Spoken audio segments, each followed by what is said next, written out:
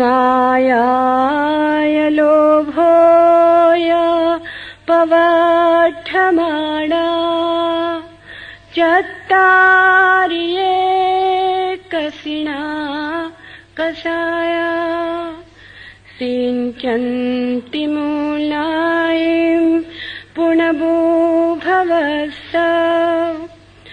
पुढवी साली जवाचेव हिरण्यं पशुभिः सह परिपूर्णं नालमेघस्य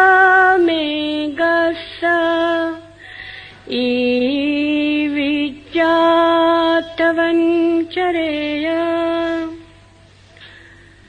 अनिग्रहित क्रोध और मान तथा बढ़ते हुए माया और लोभ, ये चारों काल से कुत्सित कषाय पुनर्जन्म रूपी संसार वृक्ष की जड़ों को सींचते रहते हैं। चावल और आदि धान्यों तथा सुवर्ण और पशुओं से परिपूर्ण ये समस्त पृथ्वी भी लोभी मनुष्य को तृप्त कर सकने में असमर्थ है। ये जानकर संयम का ही आचरण करना चाहिए।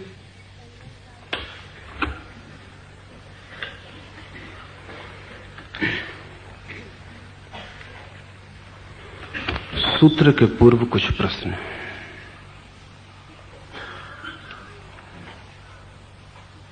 महावीर ने अप्रमाद को साधना का आधार कहा है, होश को, सतत जागृति को।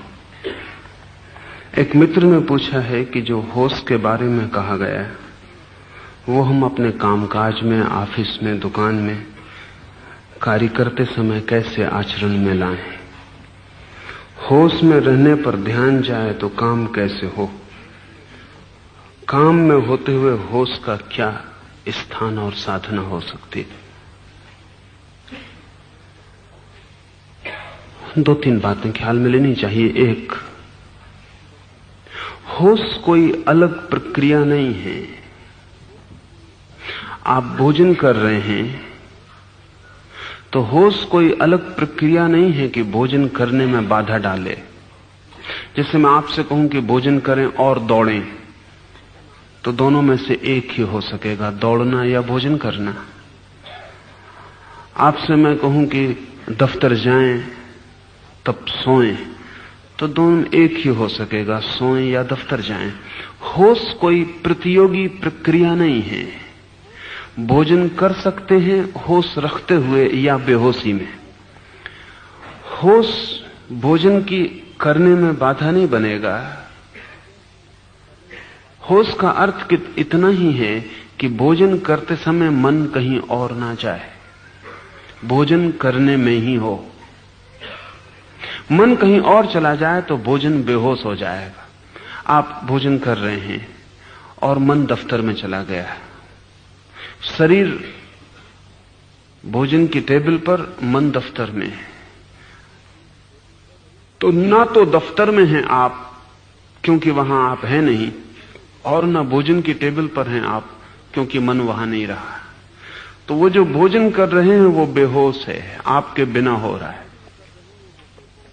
इस बेहोशी को तोड़ने की प्रक्रिया है होश। भोजन करते वक्त मन भोजन में ही हो, कहीं और ना जाए। सारा जगत जैसे मिट गया, सिर्फ ये छोटा सा काम भोजन करने का रह गया। पूरी चेतना इसके सामने है। एक कौर भी आप बनाते हैं, उठाते हैं, मुंह में ले जाते हैं, चबाते हैं, तो ये सारा होश पूर्वक हो रहा है। आपका सारा ध्यान भोजन करने में ही है। इस फर्क को आप ठीक से समझ लें। अगर मैं आपसे कहूं कि भोजन करते वक्त राम राम जपें, तो दो क्रियाएं हो जाएंगी। राम राम जपेंगे तो भोजन से ध्यान हटेगा, भोजन पर ध्यान लाएंगे तो राम राम का ध्यान टूटेगा। मैं आपको कहीं और ध्यान ले जाने को नहीं कह रहा हूं, जो आप कर रहे हैं उसको ही ध्यान बना लें। इससे आपके किसी काम में बाधा नहीं पड़ेगी, बल्कि सहयोग बनेगा। क्योंकि जितने ध्यानपूर्वक काम किया जाए उतना कुशल हो जाता है। काम की कुशलता ध्यान पर निर्भर है।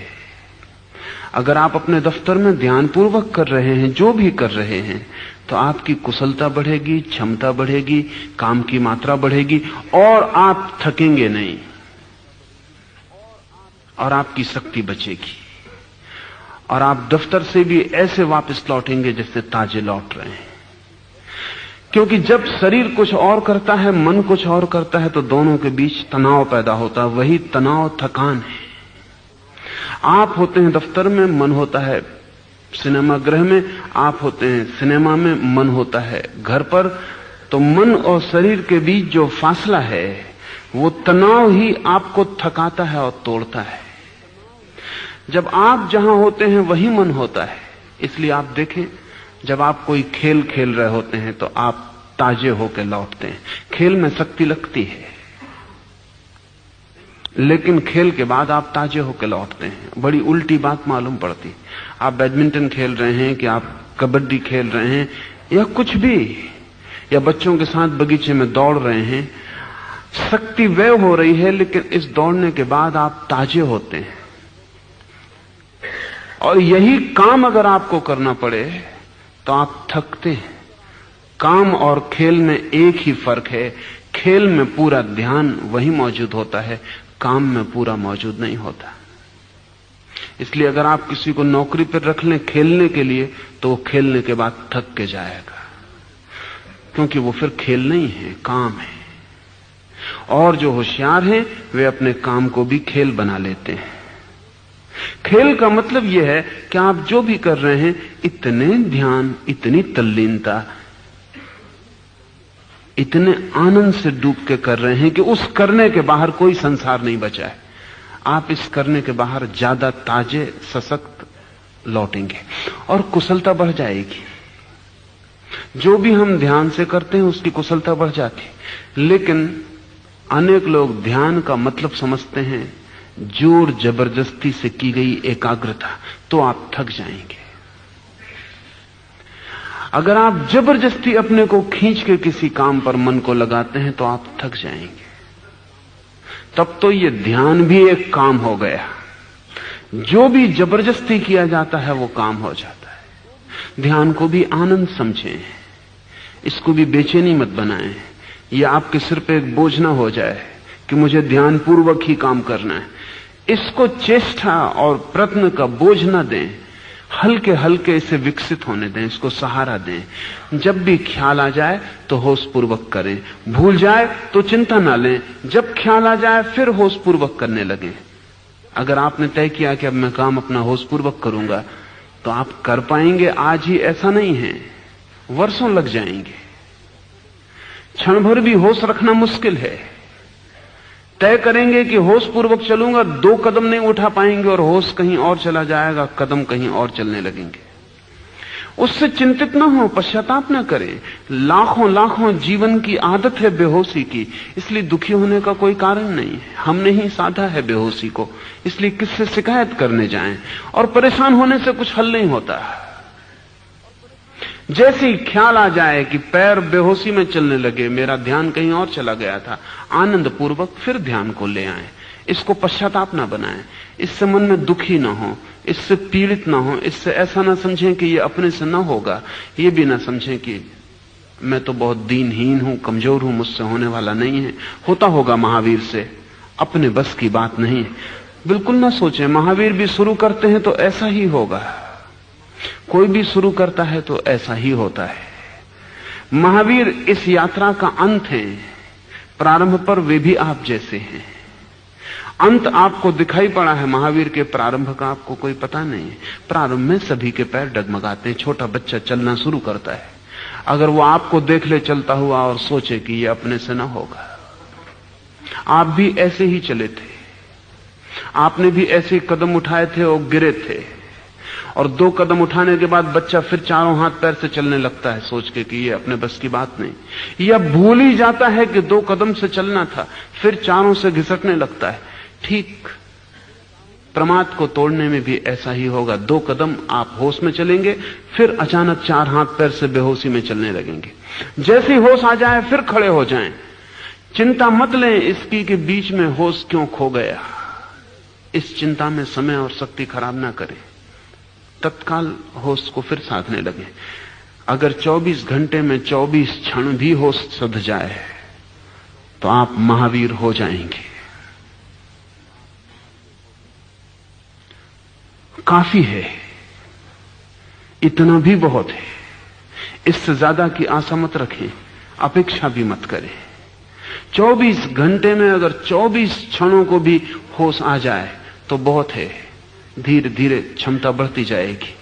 और वो जो बच्चा आज सोच रहा है कि अपने बस के बाहर है 2 पैर से चलना, एक दिन वो 2 पैर से चलेगा और कोई प्रयत्न नहीं करना पड़ेगा, कोई प्रयास नहीं रह जाएगा। तो ये ध्यान रख लें, ध्यान को काम नहीं बना लेना है। नहीं तो बहुत से धार्मिक लोग ध्यान को ऐसा काम बना लेते हैं कि उनके सिर पे पत्थर रखा है। उसकी वजह से उनका क्रोध बढ़ जाता है, क्योंकि जिससे भी बाधा पड़ जाती है उस पर वो क्रोधी हो जाते हैं। जो काम में उनका ध्यान नहीं टिकता वो उस काम को छोड़ के भागना चाहते हैं। जिनके कारण असुविधा होती है उनका त्याग करना चाहते हैं। ये सब क्रोध है। इस क्रोध से कोई हल नहीं होगा। साधक को चाहिए धैर्य, और तब दुकान भी जंगल जैसी सहयोगी हो जाती है। साधक को चाहिए अनंत प्रतीक्षा, और तब घर भी किसी भी आश्रम से महत्वपूर्ण हो जाता है। निर्भर करता है आपके भीतर के धैर्य, प्रतीक्षा और सतत सहज प्रयास पर। प्रयास तो करना ही होगा, लेकिन उस प्रयास को एक बोझिलता जो बनाएगा वो हार जाएगा। जीवन में जो भी महत्वपूर्ण है वो प्रतीक्षा से, सहजता से, बिना बोझ बनाए प्रयास से उपलब्ध होता है। सच तो यह है कि हम कोई भी चीज आज भी कर सकते हैं, लेकिन अधैर्य ही हमारा बाधा बन जाता है। उससे उदासी आती है, निराशा आती है, हताशा पकड़ती है, और आदमी सोचता है नहीं ये अपने से न हो सकेगा। ये जो बार बार हताशा पकड़ती है ये अहंकार का लक्षण है। आप अपने से बहुत अपेक्षा कर लेते हैं पहले ही, फिर उतनी पूरी नहीं होती। वो अपेक्षा आपका अहंकार है। एक क्षण भी हो सधता है तो बहुत है। एक क्षण जो सधता है कल 2 क्षण भी सध जाएगा। और ध्यान रहे, एक क्षण से ज्यादा तो आदमी के हाथ में कभी होता नहीं। 2 क्षण तो किसी को इकट्ठे मिलते नहीं, इसलिए 2 क्षण की चिंता भी क्या। जब भी आपके हाथ में समय आता है एक ही क्षण आता है। अगर आप एक क्षण में होश साध सकते हैं तो समस्त जीवन में होश सध सकता है। इसका बीज आपके पास। एक ही क्षण तो मिलता है हमेशा, और एक क्षण का होश साधने की क्षमता आप में है। आदमी एक कदम चलता है एक बार में, कोई मीलों की छलांग नहीं लगाता, और एक एक कदम चल के आदमी हजारों मील चल लेता है। जो आदमी अपने पैर को देखेगा और देखेगा एक कदम चलता हूं, 1 फीट पूरा नहीं हो पाता, 1000 मील कहां पार होने वाले हैं यहीं बैठ जाएगा। लेकिन जो आदमी ये देखता है कि अगर 1 कदम चल लेता हूं तो 1 कदम 1000 मील में कम हुआ, और अगर जरा सा भी कम होता है तो एक दिन सागर को भी चुकाया जा सकता है। फिर कुछ भी अड़चन नहीं है। इतना चल लेता हूं तो 1000 मील भी चल लूंगा, 10,000 मील भी चल लूंगा। लाओ त्से ने कहा है, पहले कदम को उठाने में जो समर्थ हो गया, अंतिम बहुत दूर नहीं है, कितना ही दूर हो। जिसने पहला उठा लिया वो अंतिम भी उठा लेगा। पहले में ही अड़चन है, अंतिम में अड़चन नहीं है। जो पहले पर ही थक के बैठ गया, निश्चित ही वो अंतिम नहीं उठा पाता है। पहला कदम आधी यात्रा है, चाहे यात्रा कितनी ही बड़ी क्यों ना हो। जिसने पहले कदम के रहस्य को समझ लिया, वो चलने की तरकीब समझ गया, विज्ञान समझ गया। एक एक कदम उठाए जाना है, एक एक पल को प्रमाद से मुक्त करते जाना है। जो भी करते हो होश पूर्वक करें। होश अलग काम नहीं है, उस काम को ही ध्यान बना लें। महावीर और बुद्ध इस मामले में अनूठे हैं। दुनिया में और जो साधन पद्धतियां हैं वे सब ध्यान को अलग काम बनाती हैं। वे कहती हैं रास्ते पे चलो तो राम को स्मरण करते रहो। वे कहती हैं कि बैठे हो खाली तो माला जपते रहो। कोई भी पल ऐसा ना जाए जो प्रभु स्मरण से खाली हो। इसका मतलब हुआ कि जिंदगी का काम एक तरफ चलता रहेगा और भीतर एक नए काम की धारा शुरू करनी पड़ेगी। महावीर और बुद्ध इस मामले में बहुत भिन्न हैं। वो कहते हैं ये दो भेद करने से तनाव पैदा हो, अड़चन होगी। मेरे पास एक सैनिक को लाया गया था। सैनिक था, सैनिक के ढंग का उसका अनुशासन था मन का। फिर उसने किसी से मंत्र ले लिया, तो जैसा वो अपने सेना में आज्ञा मानता था वैसे ही उसने अपने गुरु की भी आज्ञा मानी और मंत्र को 24 घंटे रटने लगा। अभ्यास हो गया, 2-3 महीने में मंत्र अभ्यस्त हो गया। तब बड़ी अड़चनें शुरू हुई। उसकी नींद खो गई, क्योंकि वो मंत्र को जपता ही रहता। धीरे धीरे नींद मुश्किल हो गई, क्योंकि मंत्र चले तो नींद कैसे चले। फिर धीरे धीरे रास्ते पे चलते वक्त उसे भ्रम पैदा होने लगे। कार का हॉर्न बज रहा है, उसे सुनाई ना पड़े, क्योंकि वहां भीतर मंत्र चल रहा है। वो इतना एकाग्र होकर मंत्र सुनने लगा कि कार का हॉर्न कैसे सुनाई पड़े। उसकी मिलिट्री में उसका कैप्टन आज्ञा दे रहा है बाएं घूम जाओ, वो खड़ा ही रहे। उस भीतर तो वो कुछ और कर रहा है। उसे मेरे पास लाए। मैंने पूछा कि तुम क्या कर रहे हो, इसमें तुम पागल हो जाओगे। उसने कहा अब तो कोई उपाय नहीं है, अब तो मैं ना भी जपूं राम राम, भीतर का मंत्र ना भी जपूं तो भी चलता रहता है। मैं अगर उसे छोड़ भी दूं तो मेरा मामला नहीं है। अब उसने मुझे पकड़ लिया है, मैं खाली भी बैठ जाऊं तो कोई फर्क नहीं पड़ता, मंत्र चलता है। इस तरह की कोई भी साधना पद्धति जीवन में उपद्रव पैदा कर सकती है, क्योंकि जीवन की एक धारा है और एक नई धारा आप पैदा कर लेते हैं। जीवन ही काफी बोझिल है और एक नई धारा तनाव पैदा करेगी, और अगर इन दोनों धाराओं में विरोध है तो आप अड़चन में पड़ जाएंगे। महावीर और बुद्ध अलग धारा पैदा करने के पक्ष में नहीं है। वो कहते हैं जीवन की जो धारा है इसी धारा पर ध्यान को लगाओ, इसमें भेद मत पैदा करो, द्वैत पैदा मत करो। ध्यान ही चाहिए ना, तो राम राम पर ध्यान रखते हो, क्या सवाल हुआ? श्वास चलती इसी पर ध्यान रख लो। ध्यान ही बढ़ाना है तो एक मंत्र पर ध्यान बढ़ाते हो, पैर चल रहे हैं ये भी मंत्र है, इसी पर ध्यान को कर लो। भीतर कुछ गुनगुनाओगे उस पर ध्यान करना है। बाजार पूरा गुनगुना रहा है, चारों तरफ शोरगुल हो रहा है, इसी पर ध्यान कर लो। ध्यान को अलग क्रिया मत बनाओ, विपरीत क्रिया मत बनाओ। जो चल रहा है, मौजूद है, उसको ही ध्यान का ऑब्जेक्ट, उसको ही ध्यान का विषय बना लो। और तब इस अर्थों में महावीर की पद्धति जीवन विरोधी नहीं है और जीवन में कोई अड़चन खड़ी नहीं करती। महावीर ने सीधी सी बात कही, चलो तो होश पूर्वक, बैठो तो होश पूर्वक, उठो तो होश पूर्वक, भोजन करो तो होश पूर्वक। जो भी तुम कर रहे हो जीवन की क्षुद्रतम क्रिया, उसको भी होश पूर्वक किए चले जाओ।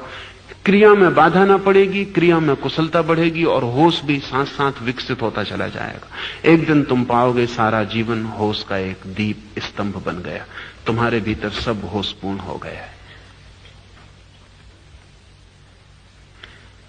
एक दूसरे मित्र ने पूछा है कि कल आपने कहा प्रत्येक व्यक्ति की परम स्वतंत्रता का समादर करना ही अहिंसा है, दूसरे को बदलने का, अनुशासित करने का, उसे भिन्न करने का प्रयास हिंसा है। तो फिर गुरजीएफ और ज़ेन गुरुओं द्वारा अपने शिष्यों के प्रति इतना सख्त अनुशासन और व्यवहार और उन्हें बदलने तथा नया बनाने के भारी प्रयत्न के संबंध में क्या कहिएगा? क्या उसमें भी हिंसा नहीं छिपी है?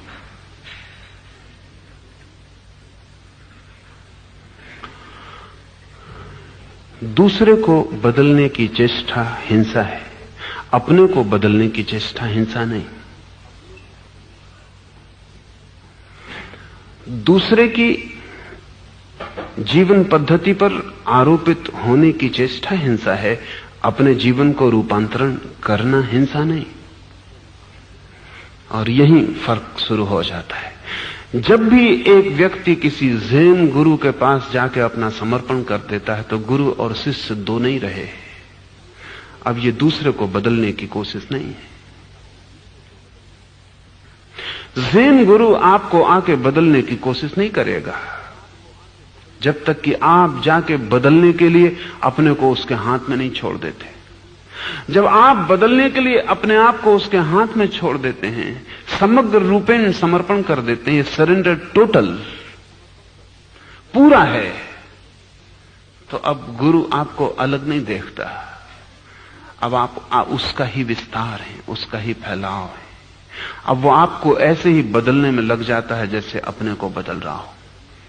इसलिए ज़ेन गुरु सख्त मालूम पड़ सकता है बाहर से देखने वालों को, शिष्यों को कभी सख्त मालूम नहीं पड़ा है। हुई हाई ने कहा है कि जब मेरे गुरु ने मुझे खिड़की से उठा के बाहर फेंक दिया तो जो भी देखने वाले थे सभी ने समझा कि गुरु दुष्ट। ये भी कोई बात हुई? शिष्य को खिड़की से उठा के बाहर फेंक देना ये भी कोई बात हुई? और ये भी कोई सदगुरु का लक्षण हुआ? लेकिन हुई हाई ने कहा है कि सब ठीक चल रहा था मेरे मन में, सब शांत होता जा रहा था, लेकिन मैं का भाव बना हुआ था। मैं शांत हो रहा हूं यह भाव बना हुआ था, मेरा ध्यान सफल हो रहा है यह भाव बना हुआ था, मैं बना ही हुआ था। सब टूट गया था, सिर्फ मैं रह गया था और बड़ा आनंद मालूम हो रहा था। और उस दिन जब अचानक मेरे गुरु ने मुझे खिड़की से उठा के बाहर फेंक दिया तो खिड़की से बाहर जाते और जमीन पे गिरते क्षण में वो घटना घट गई जो मैं नहीं कर पा रहा था। वो जो मैं था उतनी देर को मुझे बिल्कुल भूल गया। वो जो खिड़की के बाहर जाके झटके से गिरना था, वो जो शॉक था, समझ में नहीं पड़ा। मेरी बुद्धि एकदम मुश्किल में पड़ गई, कुछ सूझ समझ ना रही कि ये क्या हो रहा है। एक क्षण को मैं से मैं चूक गया और उसी क्षण में मैंने उसके दर्शन कर लिए जो मैं के बाहर है। हुई हाई कहता था कि मेरे गुरु की अनुकंपा अपार थी। कोई साधारण गुरु होता तो खिड़की के बाहर मुझे फेंकता नहीं, और जिस काम में मुझे वर्षों लग जाते वो क्षण में हो गया। आप जान के हैरान होंगे कि ज़ेन गुरु के शिष्य जब ध्यान करने बैठते हैं तो गुरु घूमता रहता है एक डंडे को लेके। ज़ेन गुरु का डंडा बहुत प्रसिद्ध चीज, वो डंडे को लेके घूमता रहता है। जब वो लगता है कि कोई भीतर प्रमाद में पड़ रहा है, होश खो रहा है, झपकी आ रही, तभी वो कंधे पर डंडा मारता है। और बड़े मजे की बात तो ये है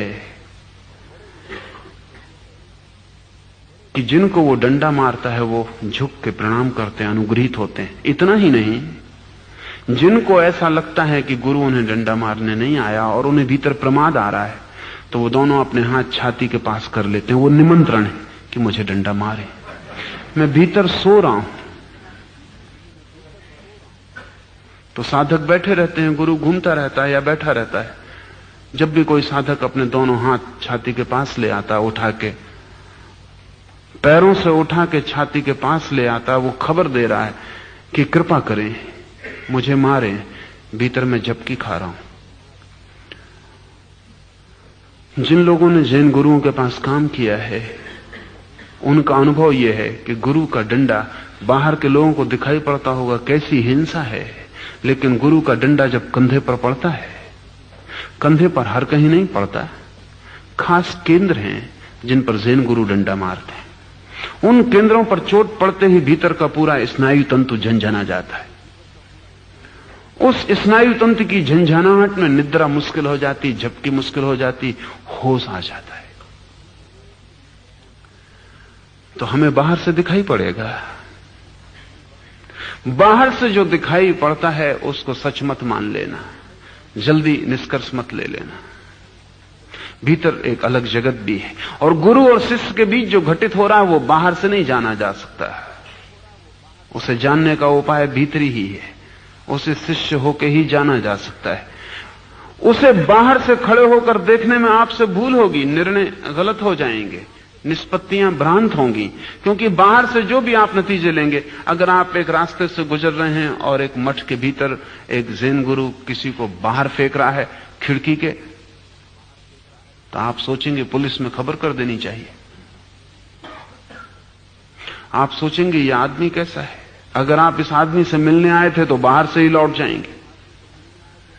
लेकिन भीतर क्या घटित हो रहा है वो है सूक्ष्म, और वो केवल हुई हाई और उसका गुरु जानता है कि भीतर क्या हो रहा है।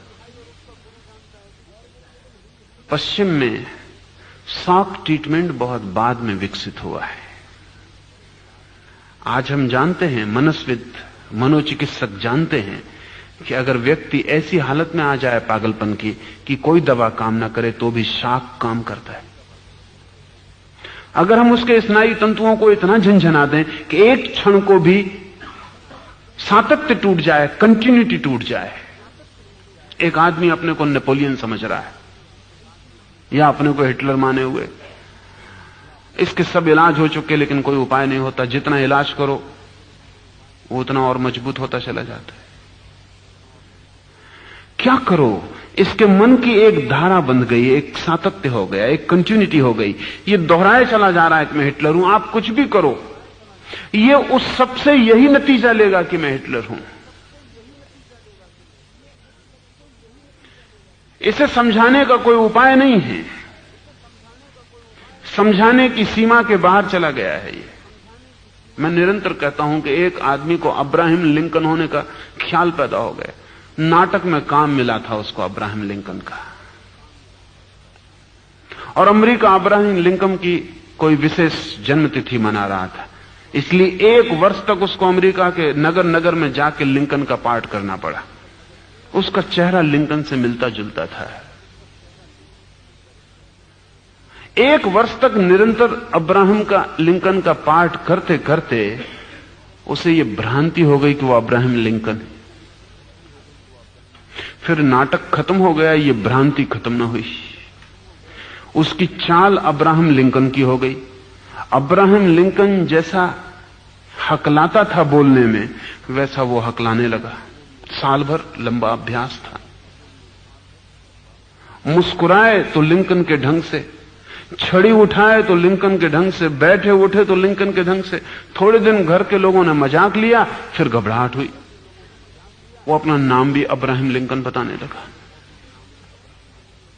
घर के लोगों ने बहुत समझाया कि तुम्हें क्या हो गया है, तुम पागल तो नहीं हो गए।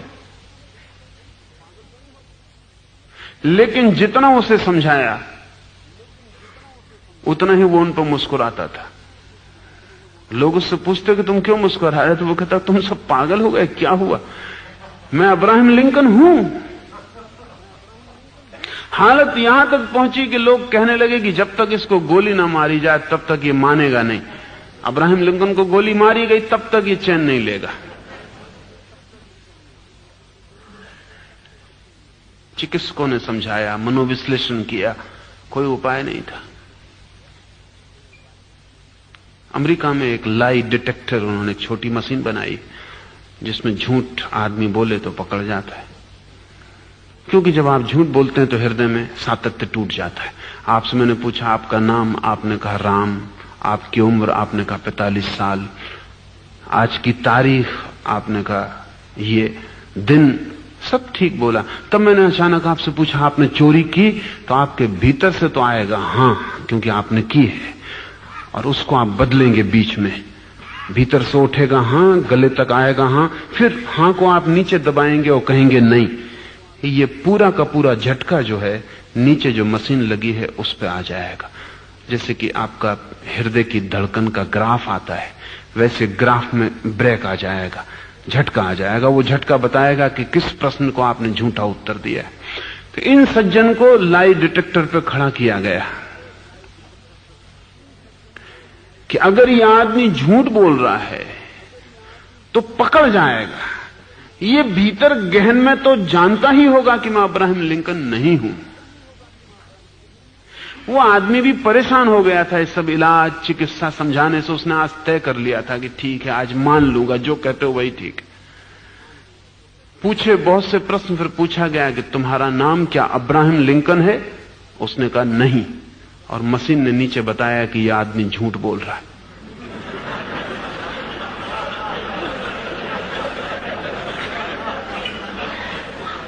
तब तो मनोचिकित्सक ने भी सिर ठोंक लिया। उसने कहा अब कोई उपाय ही ना रहा, आखिरी हद हो गई।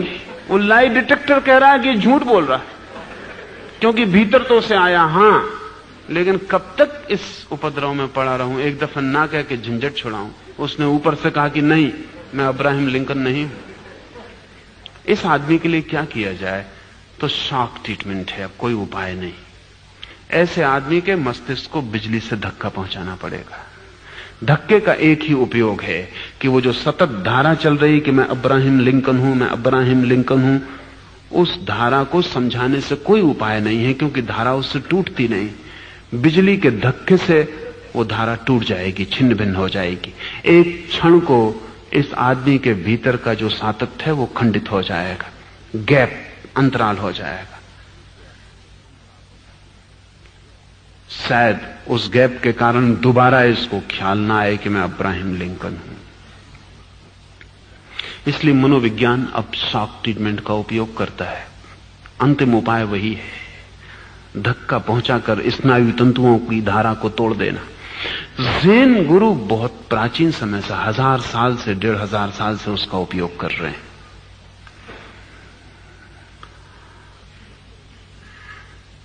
ये जो शिष्य के साथ ज़ेन गुरु का इतना तीव्र हिंसात्मक दिखाई पड़ने वाला व्यवहार है, ये तो कुछ भी नहीं है। एक ज़ेन गुरु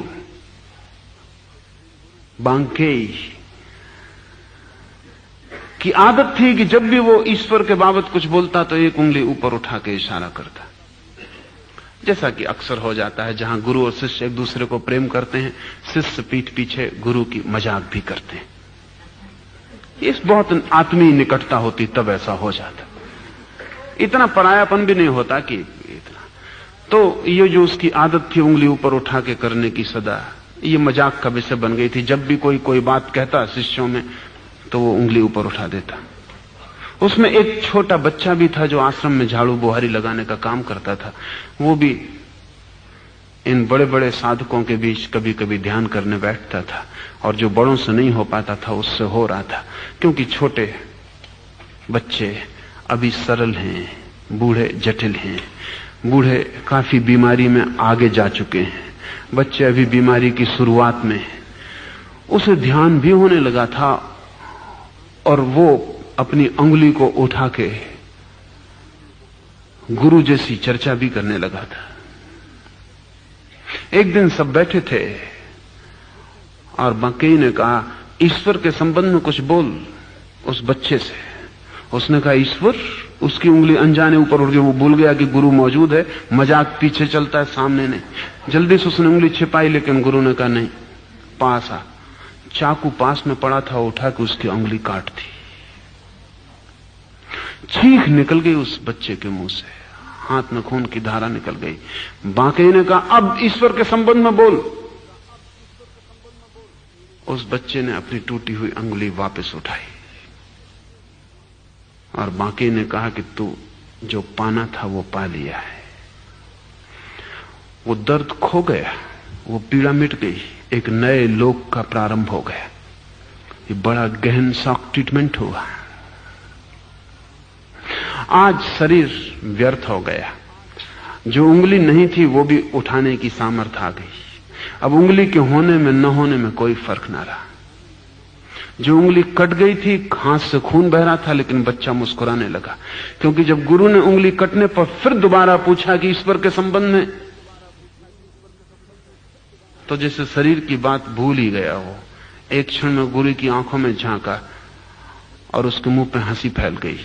वो बच्चा जिसको ज़ेन में सतोरी कहते हैं, समाधि, उसको उपलब्ध हो गया। उस बच्चे ने अपने संस्मरणों में लिखा है कि चमत्कार था उस गुरु का कि उंगली ही उसने नहीं काटी, भीतर मुझे भी काट डाला। लेकिन बाहर जो बैठे थे, बाहर से जो देख रहे होंगे, उनको तो लगा होगा कि तो पक्का कसाई मालूम होता है। तो ज़ेन गुरु की जो हिंसा दिखाई पड़ती है वो दिखाई ही पड़ती है, उसकी अनुकंपा अपार है। और जिस साधना पद्धति में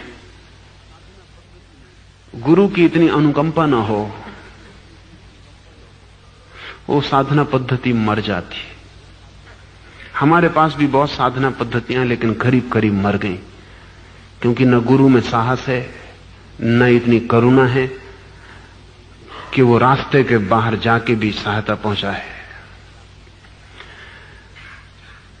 नियम ही रह गए हैं। नियम धीरे धीरे मुर्दा हो जाते हैं, उनका पालन चलता रहता है मरी हुई व्यवस्था की तरह। हम उन्हें ढोते रहते हैं, लेकिन उनमें जीवन नहीं है। दूसरे को बदलने की चेष्टा नहीं है ज़ेन गुरु की, लेकिन जिसने अपने को समर्पित किया है बदलने के लिए, वो दूसरा नहीं है। एक दूसरे को बदलने में कोई अपने अहंकार की तृप्ति नहीं है। जिसने समर्पित कर दिया है, ये बहुत मजे की बात है कि जब कोई व्यक्ति किसी के प्रति पूरा समर्पित हो जाता है, तो उन दोनों के बीच जो सीमाएं तोड़ती थी, अलग करती थी अहंकार की, वे विलीन हो जाती।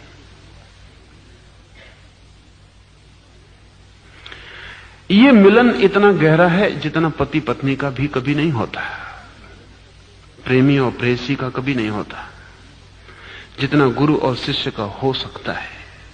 लेकिन अति कठिन है, क्योंकि पति और पत्नी का मामला तो बायोलॉजिकल है, शरीर भी साथ देते हैं। गुरु और शिष्य का संबंध स्पिरिचुअल है, बायोलॉजिकल नहीं है, जैविक कोई उपाय नहीं है। तो पति और पत्नी तो पशुओं में भी होते हैं, प्रेमी और प्रेयसी तो पक्षियों में भी होते हैं, कीड़े मकोड़ों में भी होते हैं। सिर्फ गुरु और शिष्य का एकमात्र संबंध है जो मनुष्यों में होता है, बाकी सब संबंध सब में होते हैं। इसलिए जो व्यक्ति गुरु शिष्य के गहन संबंध को उपलब्ध न हुआ हो, एक अर्थ में ठीक से अभी मनुष्य नहीं हो पाया। उसके सारे संबंध पाशविक हैं, क्योंकि वे सब संबंध तो पशु होने में भी हो जाते हैं। कोई अड़चन नहीं है, कोई कठिनाई नहीं है, लेकिन पशुओं में गुरु और शिष्य का कोई संबंध नहीं होता, हो नहीं सकता। ये जो संबंध है, इस संबंध के हो जाने के बाद फासला नहीं है कि हम दूसरे को बदल रहे हैं, हम अपने को ही बदल रहे हैं। इसलिए बुद्ध का जब कोई शिष्य मुक्त होता है, तो बुद्ध कहते हुए सुने गए कि आज मैं फिर तेरे द्वारा पुनः मुक्त हुआ। महायान बौद्ध धर्म एक बड़ी मीठी कथा कहता है। वो कथा यह है कि बुद्ध का निर्वाण हुआ, शरीर छूटा, वे मोक्ष के द्वार पर जाके खड़े हो गए, लेकिन उन्होंने पीठ कर ली। द्वारपाल ने कहा, आप भीतर आए, युगों युगों से हम प्रतीक्षा कर रहे हैं आपके आगमन की, और आप पीठ फेर कर क्यों खड़े हो गए? तो बुद्ध ने कहा, जिन जिन ने मेरे प्रति समर्पण किया, जिन जिन ने मेरा सहारा मांगा, जब तक वे सभी मुक्त नहीं हो जाते, तब तक मेरा मोक्ष में प्रवेश कैसे हो सकता है? तब तक मैं कहीं ना कहीं बंधा ही हुआ रहूंगा, इसलिए मैं अकेला नहीं जा सकता हूं। इसलिए महायान बुद्ध धर्म कहता है कि जब तक पूरी मनुष्यता मुक्त ना हो जाए, तब तक बुद्ध द्वार पर ही खड़े रहेंगे। ये कहानी मीठी है, ये कहानी सूचक है, ये कहानी बहुत गहरे अर्थ लिए हुए है। कहीं कोई बुद्ध खड़े हुए नहीं है, हो भी नहीं सकते, खड़े होने का कोई उपाय भी नहीं है। मुक्त होते ही तिरोहित हो जाना पड़ता है, कहीं कोई द्वार नहीं। लेकिन ये एक मीठे सूत्र की खबर देती है कि गुरु शिष्य के द्वारा पुनः पुनः मुक्त होता है, और ये संबंध इतना आत्मीय और निकट है कि वहां पराया कोई भी नहीं।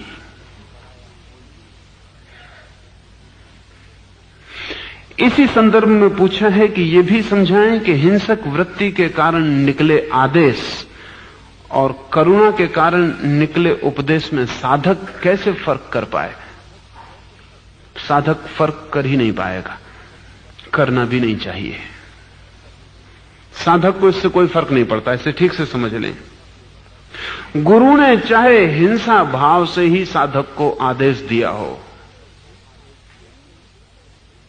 ये हिंसा अगर होगी तो गुरु के सिर होगी। साधक को तो आदेश का पालन कर लेना चाहिए,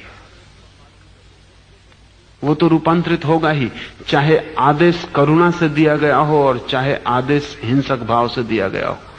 चाहे मैं किसी को बदलने में इसलिए मजा ले रहा हूं कि बदलने में तोड़ने का मजा है, मिटाने का मजा है।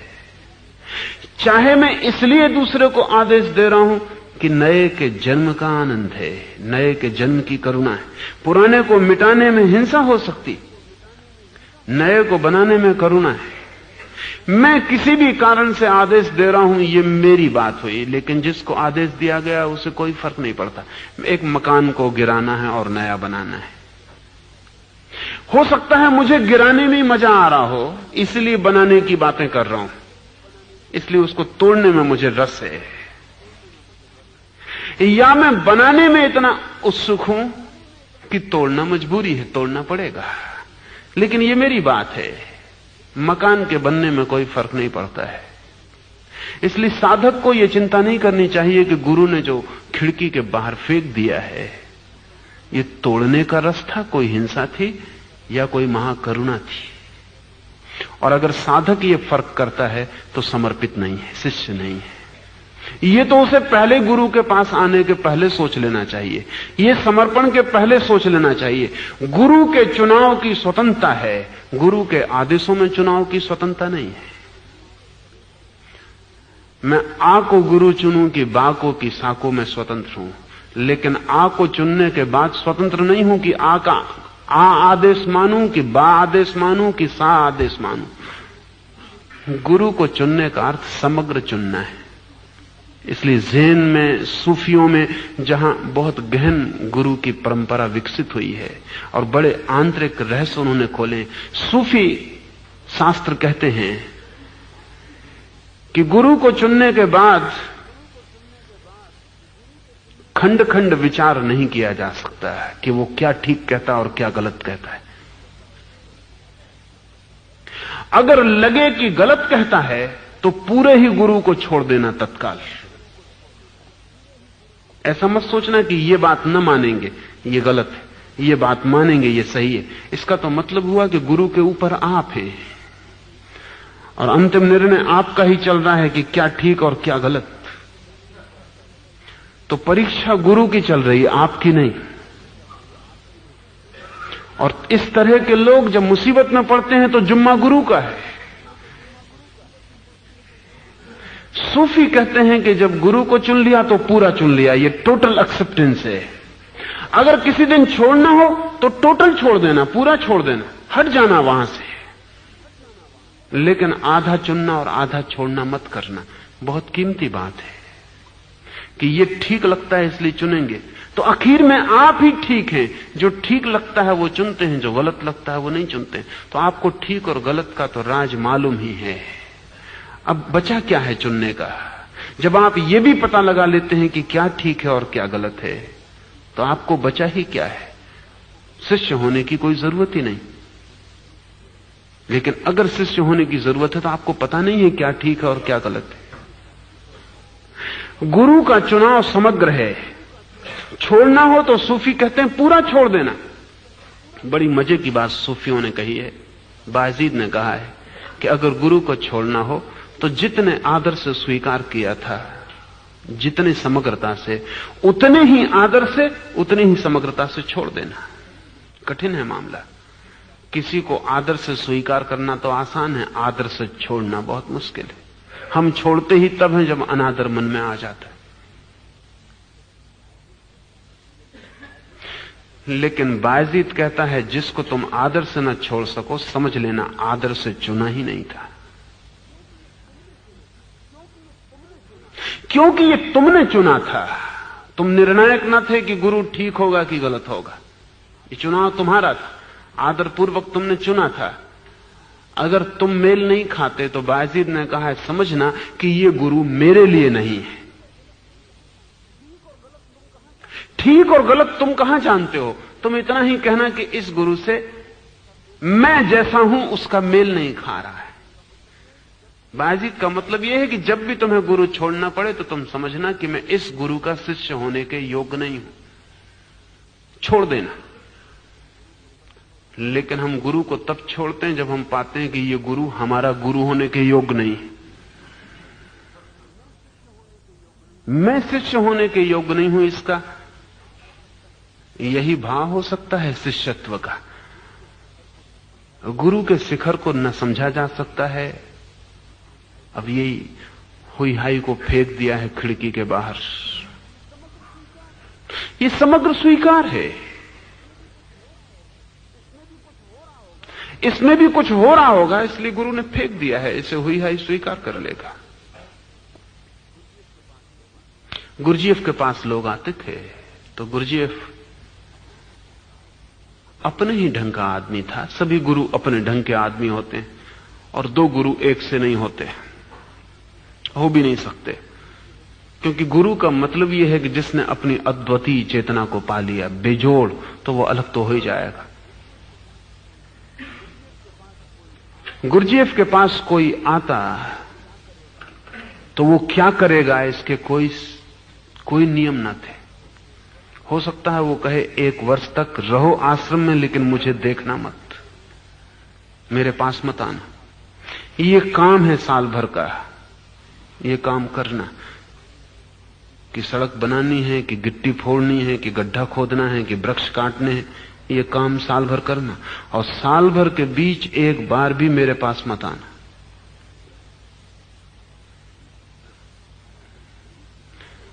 एक रूसी साधक हार्टमन गुरुजीएफ के पास आया। 1 वर्ष तक, पहले दिन जो पहला सूचन मिला वो ये कि 1 वर्ष तक मेरे पास दोबारा मत आना, रहना छाया की तरह। सुबह 4 बजे से हार्टमैन को काम दे दिया गया साल भर के लिए, वो करेगा दिन रात काम। गुरुजीएफ के मकान में रात रोज दावत होगी, सारा आश्रम आमंत्रित होगा, सिर्फ हार्टमैन नहीं। रात संगीत चलेगा 2-2 बजे तक। गुरुजीएफ के बंगले की रोशनी बाहर पड़ती रहेगी, हार्टमैन अपनी कोठरी में सोया रहेगा। सभाएं होंगी, लोग आएंगे, भीड़ होगी, अतिथि आएंगे, चर्चा होगी, प्रश्न होंगे, हार्टमैन नहीं होगा। साल भर। जिस दिन साल भर पूरा हुआ उस दिन गुरुजीएफ हार्टमैन के झोपड़े पर गया और गुरुजीएफ ने हार्टमैन से कहा कि अब तुम जब भी आना चाहो, आधी रात भी जब मैं सो रहा हूं तब भी, जिस क्षण 24 घंटे तुम आ सकते हो। अब तुम्हें किसी से पूछने की जरूरत नहीं है, कोई आज्ञा लेने की जरूरत नहीं। पर हार्टमैन ने उसके चरण छुए और कहा अब तो जरूरत भी ना रही, ये साल भर दूर रख के तुमने मुझे बदल दिया। ये कहा नहीं जा सकता, लेकिन ये मुश्किल मामला। हार्टमैन सोच सकता था ये भी क्या बात हुई, एक प्रश्न का उत्तर नहीं मिला, कुछ चर्चा नहीं, कुछ बात नहीं, ये क्या 1 साल, दिन 2 दिन की बात भी नहीं है। लेकिन गुरु को चुनने का मतलब है पूरा चुनना या पूरा छोड़ देना। फिर गुरु क्या करता है, वो तभी कर सकता है जब इतना समर्पण हो, अन्यथा नहीं कर सकता है।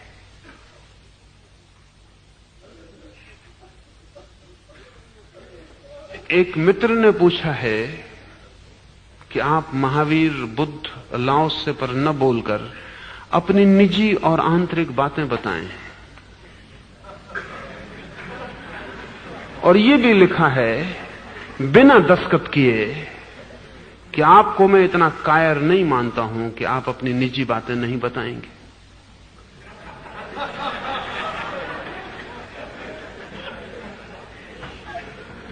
आप तो नहीं मानते हैं मुझे इतना कायर, लेकिन मैं आपको इतना बहादुर नहीं मानता हूं कि मेरी निजी बातें सुन पाएंगे। और जिस दिन तैयारी हो जाए निजी बातें सुनने की, उस दिन मेरे पास आ जाना, क्योंकि निजी बातें निजता में ही कही जा सकती हैं, पब्लिकली नहीं।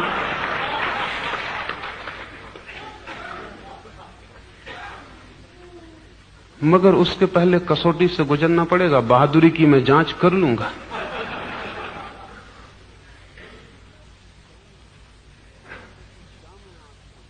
क्योंकि क्या मैं आपको दूं, यह आपके पात्र की क्षमता पर निर्भर है। मेरे निजी जीवन में कुछ भी छिपाने जैसा नहीं है। लेकिन आप देख भी पाएंगे, समझ भी पाएंगे, उसका उपयोग भी कर पाएंगे। आपके जीवन में वो सृजनात्मक भी होगा, सहयोगी होगा। ये सोचना जरूरी है, क्योंकि जो भी मैं कह रहा हूं वो आपके काम पड़ सके तो ही उसका कोई अर्थ है। तो जिसकी भी तैयारी हो मेरे निजी जीवन में उतरने की, वो जरूर मेरे पास आ जाए। लेकिन उसे तैयारी से गुजरना पड़ेगा, ये ख्याल रख के आए। और अभी तो दस्तखत करने की भी हिम्मत नहीं है।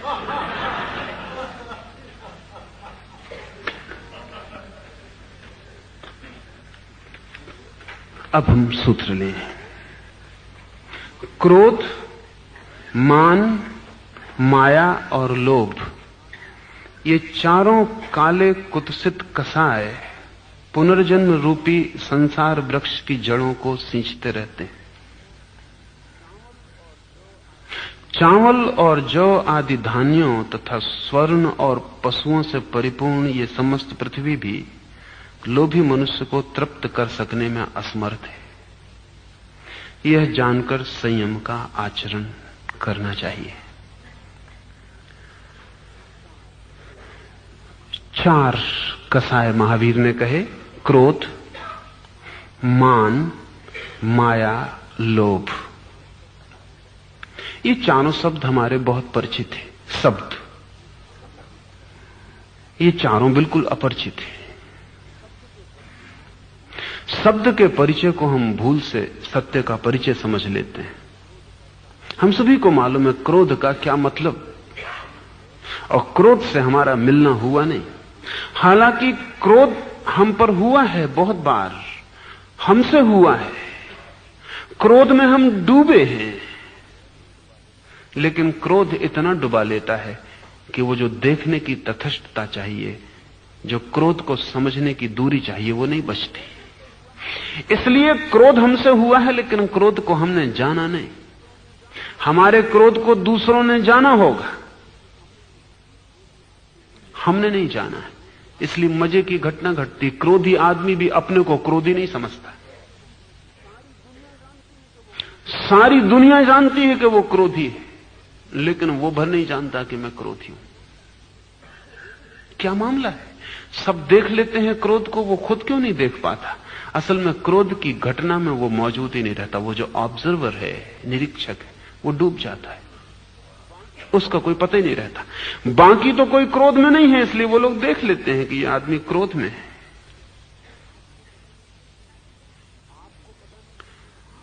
आपको पता नहीं चलता। ये बात इतनी भी दब सकती है गहन कि कई तथ्य जो वैज्ञानिक हो सकते थे वे भी खो गए। मैं कल ही एक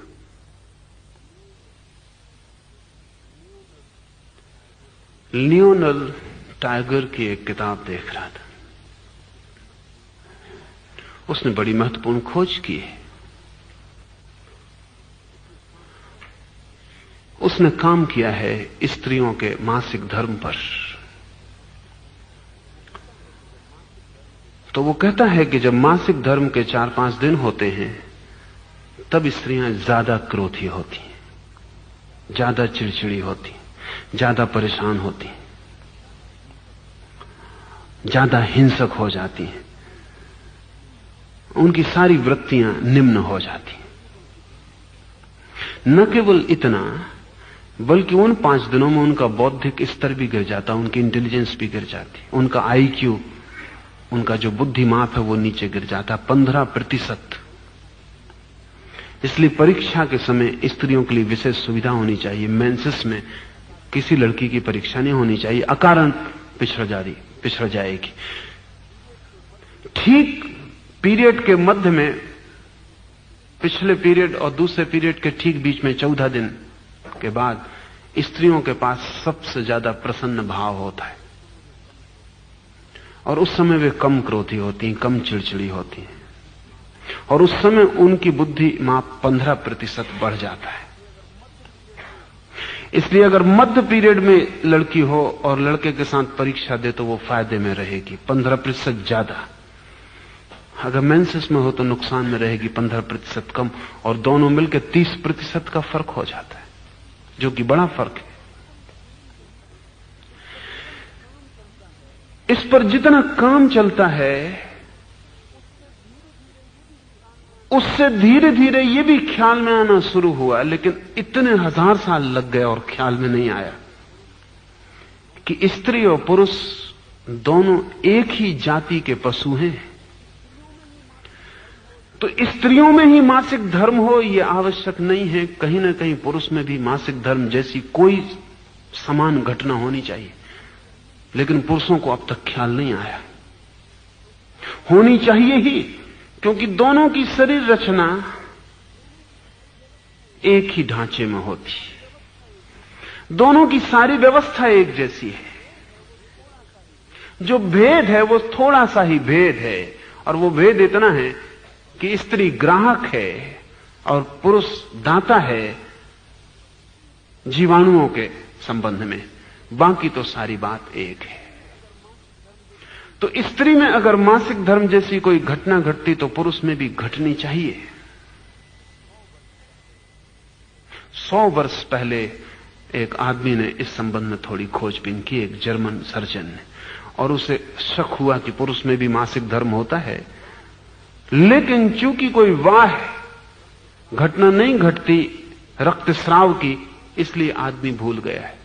तो उसने आदमी के क्रोध और चिड़चिड़ेपन के रिकॉर्ड बनाए और पाया कि हर 28वें दिन पुरुष भी 4-5 दिन के लिए उसी तरह अस्त व्यस्त होता है जैसे स्त्री अस्त व्यस्त होती। और अभी एक दूसरे विचारक ने एक नए विज्ञान को जन्म दे दिया है। पैट्रिक विलियम्स उसका नाम है, बायो डायनेमिक्स। और उसने समस्त रूप से वैज्ञानिक अर्थों में सिद्ध कर दिया है कि पुरुष का भी मेंसेस होता है। कोई बाह्य घटना नहीं घटती, लेकिन भीतर वैसी ही घटना घटती जैसी स्त्री को घटती है। और उन 4-5 दिनों में आप क्रोधी, चिड़चिड़े, परेशान, नीचे गिर जाते हैं चेतना में। यह हर महीने हो रहा है।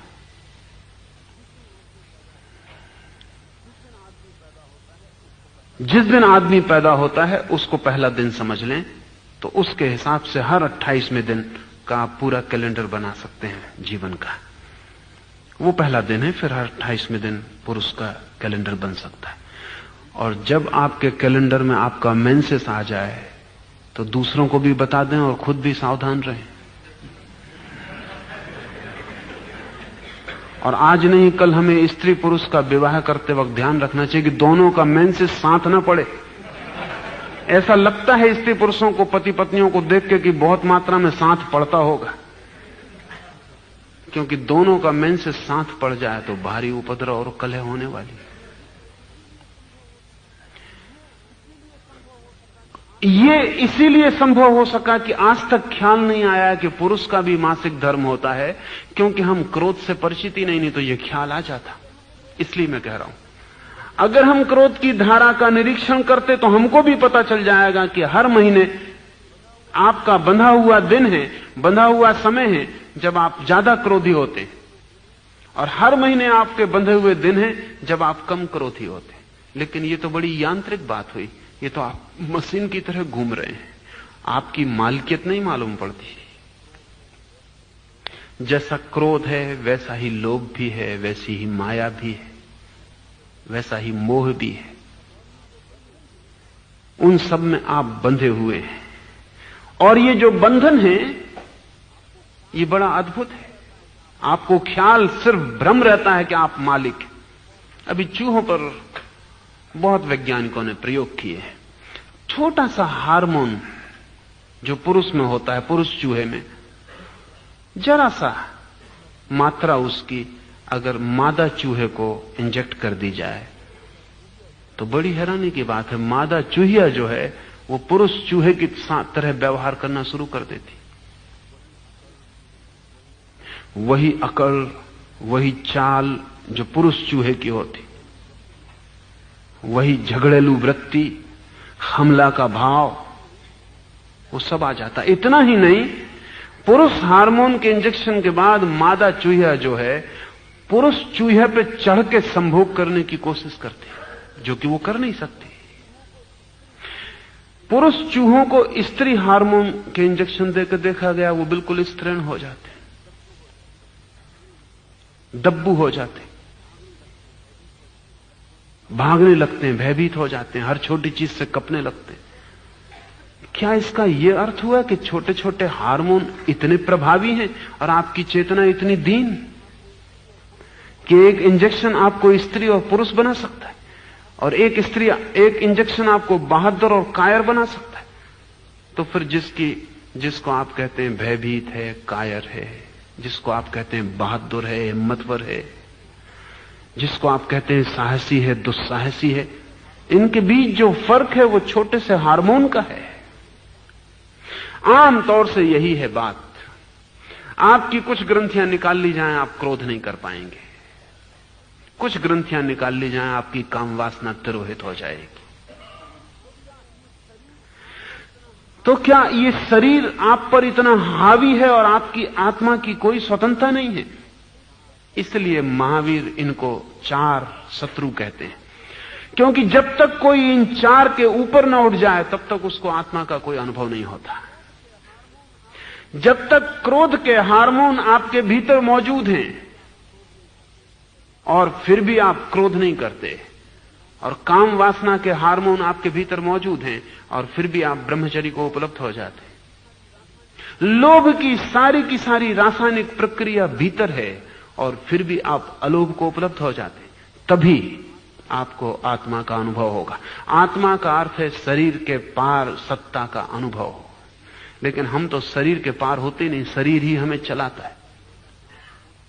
कई बार ऐसा भी होता है कि आप सोचते हैं कि आप पार हो गए। सुबह उठते हैं, पत्नी कुछ बोल रही है कि बच्चे कुछ गड़बड़ कर रहे हैं, कि नौकर कुछ उपद्रव कर रहा है, और आप हंसते रहते हैं। तो आप सोचते हैं कि मैंने क्रोध पे विजय पा ली। यही घटना सांझ को घटती है तो आप विक्षिप्त हो जाते। सुबह हार्मोन ताजे हैं, शरीर थका हुआ नहीं है, आप ज्यादा आश्वस्त हैं। सांझ थक गए हैं, हार्मोन टूट गए हैं, शक्ति क्षीण हो गई है। सांझ आप वल्नरेबल हैं, ज्यादा खुले हैं, जरा सी बात आपको पीड़ा और चोट पहुंचा जाएगी। तो सुबह जिसको आपने सह लिया, सांझ को नहीं सह पाते। लेकिन सुबह भी आप आत्मा को नहीं पा गए थे, सुबह भी शरीर ही कारण था, सांझ भी शरीर ही कारण है। आत्मा को पाने का अर्थ तो यह है कि शरीर कारण न रह जाए। आपके जीवन में ऐसे अनुभव शुरू हो जाएं जिनमें शरीर की रासायनिक प्रक्रियाओं का हाथ नहीं है, उनके पार। इसलिए इन चार को शत्रु कहा है, और महावीर ने कहा है इन चारों से ही हम पुनर्जन्म रूपी संसार के वृक्ष की जड़ों को सींचते रहते हैं। इन चारों से ही हम फिर से अपने जन्म को निर्मित करने का उपाय करते रहते हैं। जो इन चार में फंसा है उसका पिछला अगला जन्म उसने बना ही लिया। लोग मेरे पास आते हैं, वो कहते हैं कैसे आवागमन से छुटकारा हो। छुटकारा भी मांगते हैं और वो जड़ों को अच्छी तरह पानी भी सींचते चले जाते हैं। यदि इस वृक्ष से कैसे छुटकारा हो, सांझ को कहते हैं और सुबह वहीं पानी सींचते पाए जाते। उनको पता ही नहीं कि वृक्ष के जड़ों में पानी सींचना और वृक्ष के पत्तों का आना एक ही क्रिया के अंग है, ये एक ही बात है। कभी मत पूछें कि आवागमन से कैसा छुटकारा हो, पूछें ही मत। यही पूछें कि क्रोध, माया, मोह, लोभ से कैसे छुटकारा हो। आवागमन से छुटकारा पूछने की बात ही गलत है। यही पूछें कि कैसे मैं अपने को वृक्ष को पानी देने से रोकूं। वृक्ष कैसे ना हो यह मत पूछें, क्योंकि अगर ध्यान आपने वृक्ष के पत्तों पर रखा और हाथ पानी देते रहे वृक्ष को, वृक्ष के साथ हम ऐसा नहीं करते, क्योंकि हमें पता है कि पानी देना और वृक्ष में पत्तों और फूलों का आना एक ही क्रिया का अंग है। आपको अपने जीवन वृक्ष का कोई पता नहीं है कि उसके साथ आप क्या कर रहे हैं। इधर कहे चले जाते हैं दुख मुझे ना हो, और सब तरह से दुख को सींचते हैं, हर उपाय करते हैं कि दुख कैसे हो, और हर वक्त चिल्लाते रहते हैं कि दुख मुझे ना हो। शायद आपको जीवन वृक्ष आप खुद हैं, इसलिए अपनी जड़ों और अपने पत्तों को जोड़ नहीं पाते, समझ नहीं पाते कि क्या मामला है। जब दुख हो तब दुख के पत्ते को पकड़ के पीछे उतरना चाहिए जड़ तक कि कहां से दुख हुआ, और जड़ को काटने की चिंता करनी चाहिए। इसलिए महावीर कहते हैं ये चार हैं जड़ें, क्रोध, मान, माया, लोभ। चारों इतने अलग अलग नहीं है, एक ही चीज के चार पहरे, चार चेहरे, एक ही चीज के, एक ही घटना के। बुद्ध ने उस घटना को नाम दिया है जीवेषणा, लस्ट फॉर लाइफ। अभी बड़ी कठिन बात है। लोग कहते हैं आवागमन हमारा कैसे रुके। पूछो क्यों, किस लिए? आवागमन से दिक्कत क्या हो रही है आपको? चले जाओ मजे से, पैदा होते जाओ बार बार, हर्ज क्या है? नहीं, पैदा होने से उन्हें भी तकलीफ नहीं है, जीवन से उन्हें भी कोई कठिनाई नहीं, लेकिन जीवन में दुख मिलता है, उससे कठिनाई। दुख ना हो और जीवन हो, दुख कट जाए और जीवन हो। हम ऐसी दुनिया चाहते हैं जिसमें रातें ना हो, दिन ही दिन हो। हम ऐसी दुनिया चाहते हैं जहां जवानी जवानी ही हो, बुढ़ापा ना हो, स्वास्थ्य ही स्वास्थ्य हो, बीमारी ना हो, मित्र ही मित्र हो, शत्रु ना हो, प्रेम ही प्रेम हो, घृणा ना हो। हम दुनिया में एक हिस्सा काट देना चाहते हैं और एक को बचा लेना चाहते हैं, और मजा ये कि वो दूसरा हिस्सा इसीलिए बचा हुआ है कि हम इस एक को बचाना चाहते हैं। हम चाहते हैं दुनिया में मित्र ही मित्र हों, इसीलिए शत्रु ही शत्रु हो जाते हैं। हम चाहते हैं दुनिया में सुख ही सुख हो, इसलिए दुख ही दुख हो जाता है। सुख को बचाना चाहते हैं, दुख को हटाना चाहते हैं, लेकिन सुख जड़ है और दुख पत्ता है। जिसे हम बचाना चाहते हैं उसी को बचाने में उसे बचा लेते हैं, जिसे हम बचाना नहीं चाहते, जिससे हम छूटना चाहते। आदमी जब कहता है कि आवागमन से मुक्ति हो, तो वो ये नहीं कहता है कि मैं समाप्त हो जाऊं, वो कहता है मैं मोक्ष में रहूं, मैं स्वर्ग में रहूं, दुख न हो, वहां दुख से छुटकारा हो जाए। तो बुद्ध ने कहा है जीवेषणा, होने की वासना की मैं रहूं, यही तुम्हारे समस्त दुखों का मूल है। महावीर कहते हैं कि ये जो चार शत्रु हैं ये भी जीवेषणा से पैदा होते हैं। क्रोध क्यों आता है? जब कोई आपके जीवन में बाधा बनता है तब, जब कोई आपको मिटाना चाहता है या आपको लगता है कि कोई मिटाना चाहता है तब, जब आपको कोई बचाना चाहता है तब आपको क्रोध नहीं आता। अगर मैं एक छुरा लेके आपके पास आऊं तो आप डरेंगे, छुरे से नहीं डर रहे हैं आप, क्योंकि सर्जन उससे भी बड़ा छुरा लेके आपके पास आता है, तब आप निश्चिंत टेबल पर लेटे रहते, मुस्कुराते रहते। क्या मामला है? दोनों ही छुरा लेके आते हैं, लेकिन आपको डर लगता है कि मार ना डाला जाऊं, तो डरते हैं। सर्जन बचाने आ रहा है, मर रहे हो तो बचा रहा है। छुरे से कोई डर नहीं है, हाथ पैर कोई काट डाले इससे डर नहीं है। एक ही गहरे में भय है कहीं मैं न मिट जाऊं। तो जहां लगता है कि कोई मुझे मिटाने आ रहा है वहां क्रोध खड़ा होता है, जहां लगता है कि कोई मुझे बचाने आ रहा है वहां मोह खड़ा होता है, जहां लगता है कि मैं बच ना सकूंगा तो बचाने की जो हम चेष्टा करते हैं सब वो हमारा लोभ है। जब मुझे लगता है कि मैं अच्छी तरह बच गया हूं और अब मुझे कोई नहीं मिटा सकता, तो वो जो अहंकार पैदा होता है वो हमारा मान है। लेकिन ये चारों के चारों जीवेषणा के हिस्से हैं। ये चतुर्मूर्ति इनके भीतर जो छिपी है वो है जीवेषणा। ये चारों चेहरे उसी के हैं। अलग अलग परिस्थितियों में अलग अलग चेहरे दिखाई पड़ते हैं, लेकिन भाव एक है कि मैं बचूं। तो जब तक जो आदमी स्वयं को बचाना चाहता है वो आदमी आत्मा को न पा सकेगा। इसे थोड़ा और हम समझ लें।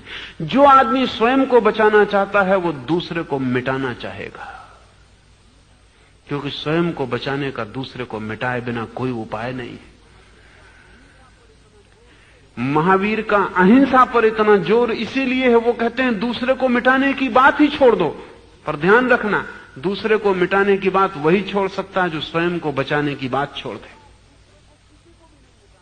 जब आप दूसरे को किसी को भी नहीं मिटाना चाहते तब एक बात पक्की हो गई कि आपको अपने को बचाने का अब कोई मोह नहीं है। अगर अपने को बचाने का कोई भाव नहीं बचा है तो फिर कोई क्रोध नहीं है, फिर कोई मोह नहीं, कोई माया नहीं, कोई मान नहीं है। इसका यह मतलब नहीं कि जो अपने को बचाने का भाव छोड़ देता है वो नहीं बचता है।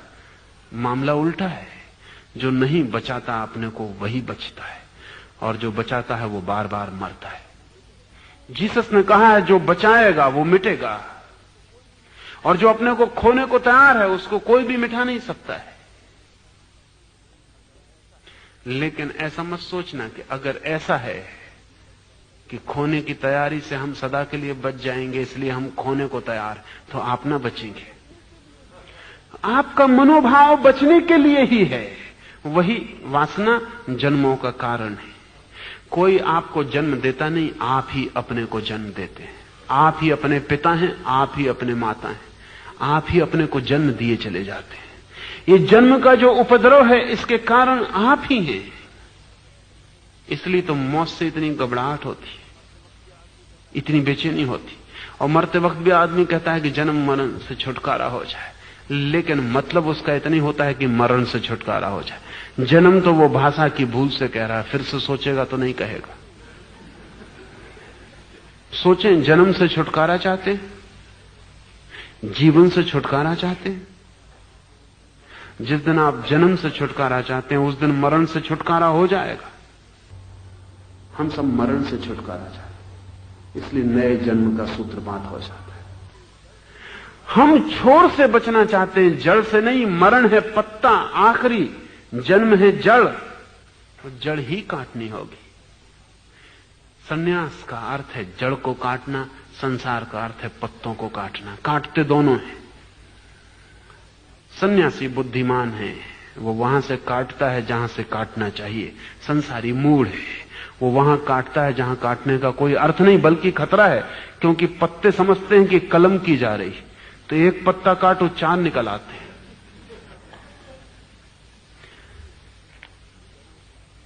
महावीर कहते हैं कि इन जड़ों को सींचते रहने से तो होगा बार बार जन्म, बार बार मृत्यु, और घूमोगे एक चक्र में, नीचे ऊपर, सुख में, दुख में, हार में, जीत में, और ये चक्र है अनंत। और ऐसा मत सोचना कि दुख इसलिए है कि मुझे अभी अभाव है, सब मिल जाए तो दुख ना रहेगा। तो महावीर कहते हैं कि तुम्हें अगर सभी मिल जाए, स्वर्ण पृथ्वी का सभी मिल जाए, धन धान्य हो जाए, समस्त पृथ्वी तुम्हारी दास, तो भी तुम्हें तृप्त करने में असमर्थ है। तृप्ति का संबंध क्या तुम्हारे पास है इससे नहीं है, क्या तुम हो इससे है। और जो अतृप्त है उसके पास कुछ भी हो तो अतृप्त होगा, और जो तृप्त है उसके पास कुछ भी हो या कुछ भी ना हो तो भी तृप्त होगा। तृप्ति या अतृप्ति अंतर्दशाएं हैं, बाहर की वस्तुओं से उनका कोई भी संबंध नहीं है। इसलिए महावीर कहते हैं सब तुम्हारे पास हो जाए तो भी तुम तृप्त ना होगे, क्योंकि न हमने सिकंदर को तृप्त देखा, न हमने नेपोलियन को तृप्त देखा, न रॉकफेलर तृप्त थे, न मार्गन तृप्त थे, न कार्नेगी तृप्त थे। सब उनके पास है जो हो सकता है। शायद नेपोलियन के पास भी नहीं था जो रॉकफेलर के पास, लेकिन तृप्ति का कोई पता नहीं। और महावीर जो कहते हैं, अनुभव से कहते हैं, उनके पास भी सब था। इसलिए ये कोई सड़क पर खड़े भिखारी की बात नहीं, सड़क पे खड़े भिखारी की बात में तो धोखा भी हो सकता है, सांत्वना भी हो सकती है, अक्सर होती। सड़क का भिखारी कहता क्या मिलेगा, सारी पृथ्वी भी मिल जाए। उसका यह मतलब नहीं कि वो सारी पृथ्वी नहीं पाना चाहता, वो ये कह रहा है कि हम पाने योग्य नहीं मानते। इसलिए नहीं कि पाने योग्य नहीं मानता, इसलिए कि जानता है कि पाने योग्य मानो तो भी कोई सार नहीं है, छाती पीटना पड़ेगी, रोना पड़ेगा, होने वाला नहीं है। अंगूर खट्टे हैं क्योंकि दूर है। भिखारी भी कहता है, अपने को मन को समझाने के लिए कहता है। इसलिए अध्यात्म के इतिहास में एक बड़ी विचित्र घटना घटती है। सम्राट भी कहते हैं, भिखारी भी कहते हैं, वचन एक ही हो सकता, अर्थ एक ही नहीं होते। जब सम्राट कहते हैं कि नहीं है कोई सार सारी पृथ्वी में, तो ये एक अनुभव का वचन है। और जब भिखारी कहता है तब अक्सर, हमेशा नहीं, अक्सर अनुभव का वचन नहीं, सांत्वना की चेष्टा है।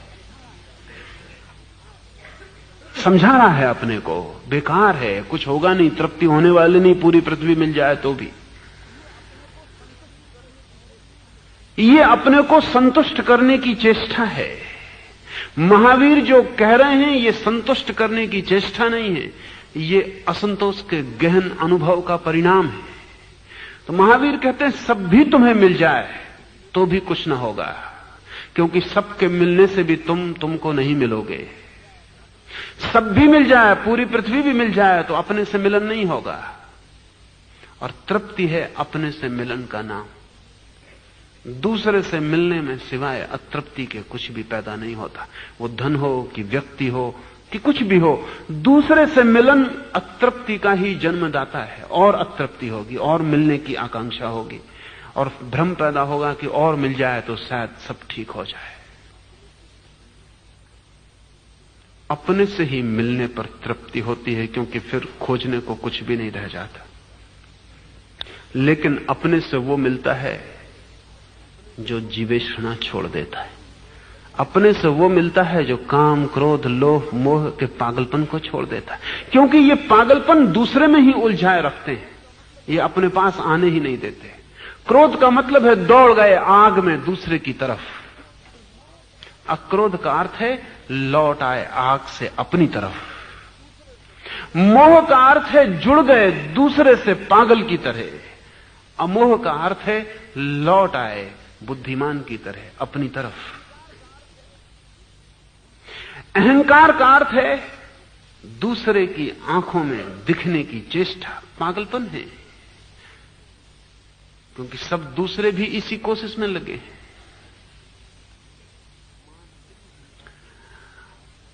मान, अहंकार छोड़ देने का अर्थ है अपनी ही आंख में अपने को देखने की चेष्टा, आत्मदर्शन। अहंकार का अर्थ है दूसरे की आंखों में दिखने की चेष्टा। निरअहंकार का अर्थ है अपना दर्शन, अपनी आंखों में अपने को देखने की चेष्टा। अपने को मैं देख लूं, अपने को मैं पालूं, अपने साथ में हो जाऊं, अपने में मैं जी लूं तो है परम तृप्ति। दूसरे में मैं दौड़ता रहूं। दौड़ है जरूर, पहुंचना बिल्कुल नहीं। यात्रा बहुत होती है, मतलब कुछ नहीं निकलता।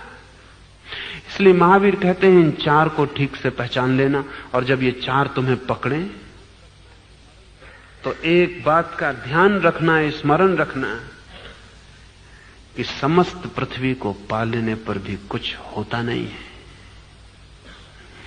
जानकर संयम का आचरण करना। संयम का क्या अर्थ है? संयम का अर्थ है ये जो चार पागलपन है हमारे बाहर ले जाने वाले, इनसे बचना। संयम का अर्थ है संतुलन। क्रोध में संतुलन खो जाता है। आप वो करते हैं जो नहीं करना चाहते थे, वो करते हैं जो नहीं कर सकते थे, वो भी कर लेते हैं। लोभ में संतुलन छूट जाता है, मोह में ऐसी बातें निकल जाती हैं, संतुलन छूट जाता है। मुल्ला नसरुद्दीन एक स्त्री के प्रेम में था और उसने कहा कि अगर तुमने मुझसे विवाह न किया तो पक्का जान रखो आत्महत्या कर लूंगा।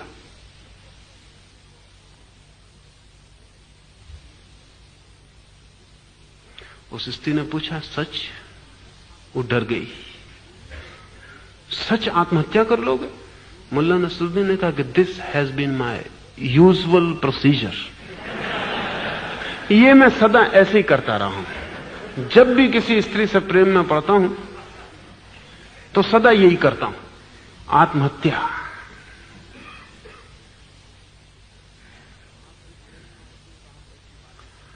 जब आप भी प्रेम में होते हैं तो आप ऐसी बातें कहते हैं जो आप न करते हैं न कर सकते हैं। वो पागलपन है, एक हार्मोनल डिसीज। आपके भीतर ऐसे रासायनिक तत्व दौड़ रहे हैं कि अब आप होश में नहीं हैं। जो आप कह रहे हैं उसका कोई मतलब नहीं है ज्यादा। मुल्ला नसरुद्दीन अपनी प्रेसी से कहता है कि कल तो मैं आऊंगा, न पहाड़ मुझे रोक सकते, न आग की वर्षा, भगवान भी बीच में आ जाए तो मुझे रोक नहीं सकता। फिर जाते वक्त कहता है कि अगर पानी ना गिरा तो पक्का आऊंगा।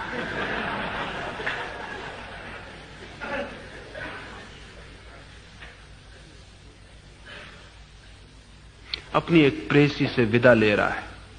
विदा लेते वक्त उससे कहता है, तेरे बिना मैं जी ना सकूंगा, तुझसे ज्यादा सुंदर इस पृथ्वी पर कोई भी नहीं। शरीर ही जा रहा है, आत्मा यहीं छोड़े जा रहा हूं। फिर सीढ़ियां उतरते कहता है, लेकिन कुछ ज्यादा इसका ख्याल मत करना, ऐसा मैं बहुत स्त्रियों से पहले भी कह चुका हूं, आगे भी कहूंगा। जब आप मोह में हैं, जिसको आप प्रेम कहते हैं, और प्रेम शब्द को खराब करते हैं, तब आप जो बोल रहे हैं वो बेहोशी है। जब आप क्रोध में हैं, तब आप जो कह रहे हैं वो भी बेहोशी है। संयम का अर्थ है होश। ये बेहोशियां न पकड़े, आदमी संतुलित हो जाए, संयमी हो जाए, अपने में खड़ा हो जाए, ऐसी बातें ना करे, ऐसा व्यवहार ना करे, ऐसा जीवन चेतना का समय का उपयोग ना करे जिसके लिए वो खुद भी होश में आने पर कहेगा पागलपन था।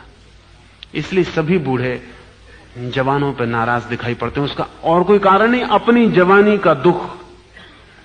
सभी बूढ़े जवानों को शिक्षा देते दिखाई पड़ते हैं। असल में अगर उनको मौका मिलता अपनी जवानी को शिक्षा देने का, जो कि किसी को मिलता नहीं, वो दूसरों पर निकाल रहे हैं, लेकिन वो भूल कर रहे हैं। उनके मां बाप भी उनको ऐसी शिक्षा दिए थे, कोई कभी सुनता नहीं। जवानों को बड़ा गुस्सा आता है कि क्या बकवास लगा रखी है, लेकिन बूढ़े बेचारे अनुभव से कह रहे हैं, उनने ये दुख उठा लिए और ये पागलपन कर लिए।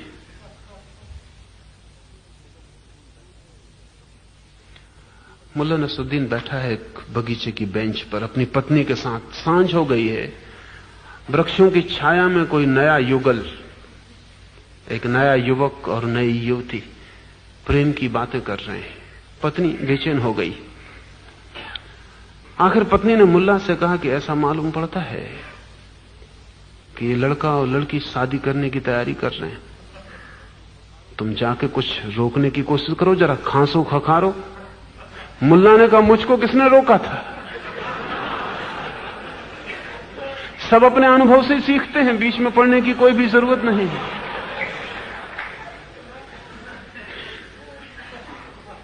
वो जब काम पकड़े, क्रोध पकड़े, मोह पकड़े, मान पकड़े, तब ख्याल करना कितने अनुभव से सीखिएगा। काफी अनुभव नहीं हो सका है, नहीं हो चुका है।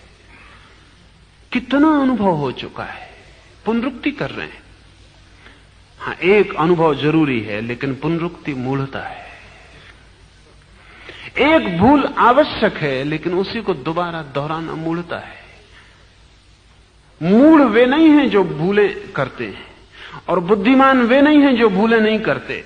बुद्धिमान वे हैं जो एक ही भूल दोबारा नहीं करते, और मूढ़ वे हैं जो एक ही भूल को अभ्यास से बार बार करते। तो ये चार जब पकड़ें तब थोड़ी बुद्धिमानी बरतना और जरा होश रखना कि बहुत बार ये हो चुका है। क्या है परिणाम, क्या है निष्पत्ति। और अगर कोई परिणाम, कोई निष्पत्ति ना दिखाई पड़े तो संयम रखना, ठहराना अपने को, खड़े हो जाना, मत दौड़ पड़ना पागल की तरह। जो इन विक्षिप्तताओं से अपने को रोक लेता है वो धीरे धीरे उसको जान लेता है जो विक्षिप्तताओं के पार है। उसका नाम ही आत्मा है। आज इतना ही, 5 मिनट रुकें, कीर्तन करें और फिर जाएं।